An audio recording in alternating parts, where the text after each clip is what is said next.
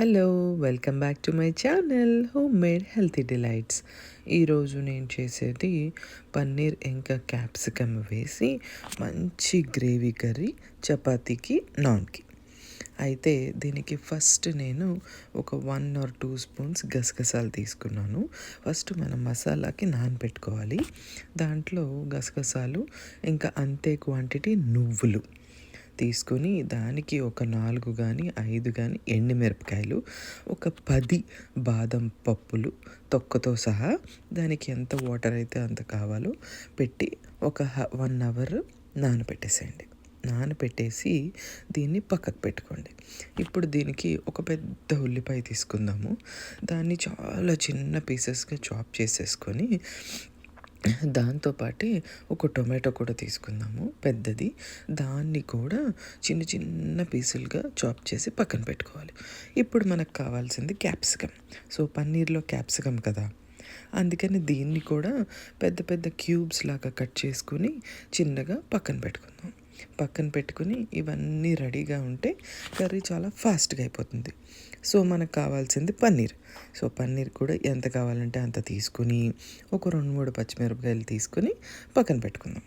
తర్వాత ఆయిల్ పెట్టుకొని ప్యాన్ వేడి చేసుకొని దాంట్లో కొంచెం జీలకర్ర వేసుకొని పసుపు వేసుకొని మంచిగా దాన్ని చిటపటలాడనిచ్చిన తర్వాత ఉల్లిపాయ వేయాలి.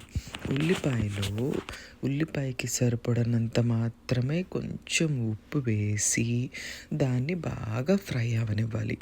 బ్రౌన్గా అవసరం లేదు, జస్ట్ ట్రాన్స్పరెంట్గా ఉల్లిపాయ అయితే చాలు. దానికి పచ్చిమిరపకాయలు కూడా యాడ్ చేసేసుకొని దాన్ని బాగా ఫ్రై అవ్వనివ్వండి. మంచిగా కలుపుకొని ఫ్రై అవ్వనివ్వండి చాలు. ఇప్పుడు దానికి టొమాటో ముక్కలు నేను కట్ చేసి పెట్టుకున్నాను కదా టొమాటో ముక్కలు, అవి వేసేసుకుంటున్నాను. వేసేసుకుని దాన్ని కూడా అంతే, టొమాటోలు కొంచెం మెత్తగా అయితే చాలు.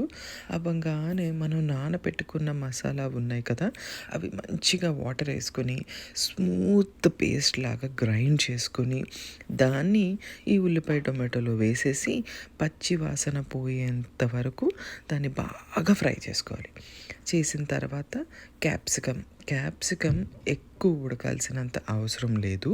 సో దాన్ని ముందు వేసేసుకొని ఒక 2 నుంచి 5 నిమిషాలు మంచిగా దాన్ని ఫ్రై అవ్వనిస్తే సరిపోతుంది. ఆ తర్వాత దాంట్లో పన్నీర్ వేసేసుకుంటాం. ఇప్పుడు పన్నీర్ వేసుకుని అవసరమైతేనే కొంచెం వాటర్ వేసుకోవాలి, లేకపోతే అస్సలు వేసుకోవద్దు. ఇప్పుడు దీన్ని కూడా బాగా తిప్పేసుకొని ఒక 2 నిమిషాలు దాన్ని బాగా ఫ్రై చేసుకుని తర్వాత మూత పెట్టేసుకుంటే ఇంకా బాగా పన్నీర్ అంతా మెత్తగా అయిపోతుంది. మెత్తగా అయిపోయిన పన్నీర్కి ఇప్పుడు మంచిగా ఉడికింది అనుకుంటే ఓకే, లేకపోతే మళ్ళీ కొంతసేపు దాన్ని మూత పెట్టుకొని ఉడికించుకోండి. ఆ తర్వాత తీసిన తర్వాత ఇప్పుడు దానికి సరిపడినంత సాల్ట్, ఇందాక వేసుకుంది ఉల్లిపాయకి మాత్రమే, ఇప్పుడు గ్రేవీ అంతటికి దానికి సరిపడినంత సాల్ట్ వేసుకుందాం. సాల్ట్ వేసేసుకున్నాక కసూరి మేతి, ఇది చాలా ఇంపార్టెంట్, అస్సలు స్కిప్ చేయొద్దు. మంచిగా దాన్ని నలుపుకొని ఒక స్పూన్ కసూరి మేతి మంచిగా దాని మీద వేసేసుకోండి. వేసుకొని మీ దగ్గర కొత్తిమీర లాంటివి ఉన్నా కూడా దాన్ని రెడీగా పెట్టుకోండి. ఇప్పుడు దీనికి ఇంకో ఇంపార్టెంట్ థింగ్, కొంచెము ఒక పెద్ద స్పూను హనీ, ఇది చాలా ఇంపార్టెంట్, దీనివల్ల కూడా మంచి టేస్ట్ వస్తుంది. హనీ వేసేసుకున్నాక ఇప్పుడు మనం చిన్నగా చాప్ చేసి పెట్టుకున్న కొత్తిమీర ఉంటుంది కదా, అది కూడా మంచిగా దాని మీద గార్నిష్ చేసుకుని కొత్తిమీర కూడా కర్రీలో ఒక టేస్ట్ని అబ్జార్బ్ చేసుకుంటుంది. అందుకని కొత్తిమీర వేసిన తర్వాత ఒక 2 నిమిషాలు వేగనిస్తే చాలా బాగుంటుంది. ట్రై చేయండి. లాస్ట్లో వేయడం కన్నా ముందు వేస్తే ఇంకా బాగుంటుంది. ఇప్పుడు ఇది ఆప్షనల్, కొంచెం ఒక్క డ్రాప్ లెమన్ జ్యూస్, అంతే, మన కూర రెడీ అయిపోయింది.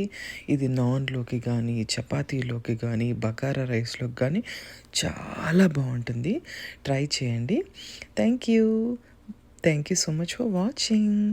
బాయ్.